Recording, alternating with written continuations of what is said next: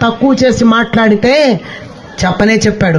సారపు ధర్మమున్ విమల సత్యము పాపము చేత బొంకు చేత చెడబారినదైన వ్యవస్థ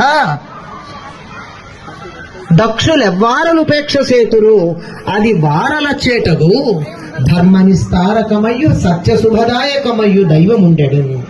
మనకి చేతనయ్యి నోరు మూసు కూర్చుంటే మన ధర్మాన్ని ఎవరైనా తక్కువ చేసి మాట్లాడితే నోరెత్తకపోతే ధర్మం బాగానే ఉంటుంది, మనకి నాశనం అవుతుంది.